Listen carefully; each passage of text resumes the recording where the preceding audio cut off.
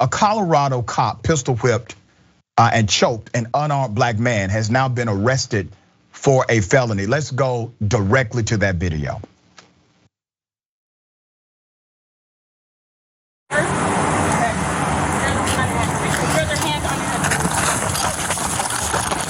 Get out. Whoa, what did I do? Stay down. Whoa, what the hell did I do, dude? Roll over on your face. Roll over on your stomach. What did I do? Over on your stomach. What did I do, man? Over on your stomach now. Okay, bro. Okay. Roll over on your stomach. Okay, bro, don't shoot me, man. Get on your stomach. What did I do? Roll onto your stomach. Am I gonna go? Yes. On your stomach. I didn't do anything. What the hell? Put your hands out in front of you. Okay. Put your hands out in front of you. Dude? Hands all the way out. I can't breathe, dude. Hands all the way out in front of you. Okay. Straight out in front of you. Okay. This is in Aurora, Colorado. As you can clearly see, the man is not threatening these officers. But here's what happened next.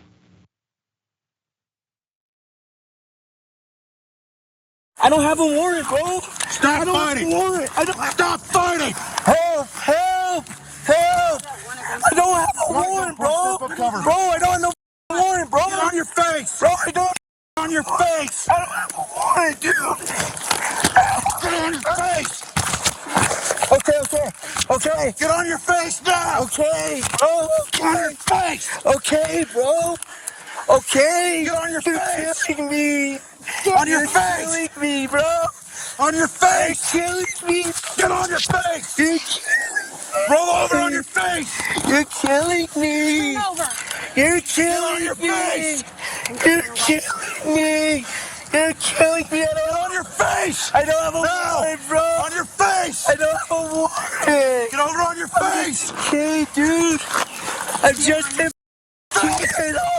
On your face. I don't have a warrant, bro. Get on your I face. don't have a warrant. This cop pistol whipped that young man. Pistol whipped him. Put up a mugshot of this cop. He has been arrested for multiple crimes. Now, I found some other things too. This is John Hubbard.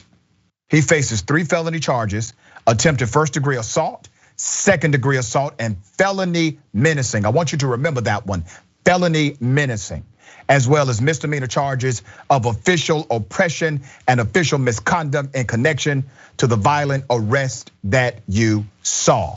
I did some research on this, right? And I found that this cat had another mugshot. Put up his other mugshot. As you can see, he looks younger in this mugshot. Now, why is that? That's because he was arrested for felony menacing, the same crime that he's currently charged with in 2009. He literally was arrested for a felony in 2009 and is one of the same felonies he has been charged with as a police officer. It gets even deeper.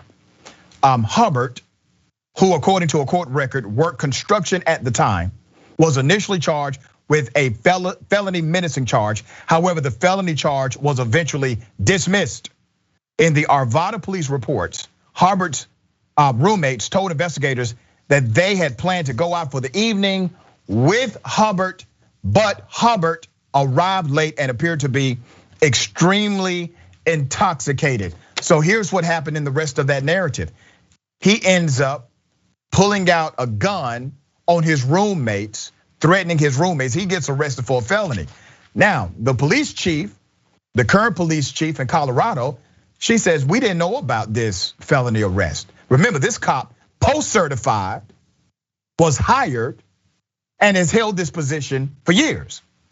But he literally went to prison, he went to jail, excuse me, for a felony menacing act with a gun, and did it again while in uniform.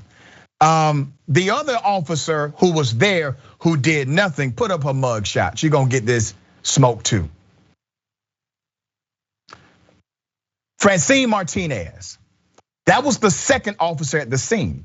Francine Martinez faces criminal charges for not intervening because of that use of force. What does the police chief have to say? Aurora Police Chief Vanessa Wilson called Hubbard's actions and I quote, very despicable act, and said she is thankful the man he hit is still alive. We're disgusted, Wilson said. We're angry. This is not police work. We don't train this. It's not acceptable. The police chief later also called it criminal. Criminal. Brett, what are your thoughts here? It is, when you see stories like this, I always am like, all right, I'll watch the footage to see if anything precipitated the action. I got to go in with an open mind. I like to be optimistic that it's not another, song's always the same kind of thing. Immediately, you realize he pistol whipped the only guy who didn't run. Yep. Cool incentive to comply with the police. And this guy's in shock. Also, immediately there is a gun in his face. That gun remains at the back of his head, not a taser. The gun remains at the back of his head while he's face down on the ground. After they get him face down on the ground, the video continues. He drops his body camera, but because he starts trying to body slam this guy, it turns over and you see him lifting up the victim and slamming him to the ground as other police officers show up. And I'm glad that they're charging this other police officer, because if you are around when someone commits a crime at a convenience store, randomly out in public, you get locked up as well. This guy's everyone that showed up and did not intervene to stop it. And I would argue that they should be held to a higher standard, the police. But actually they're held to a lower standard because all those rules that apply to us just don't apply to them. And that's what's so crazy. And everyone saw the look on the face of this guy that was just sitting there.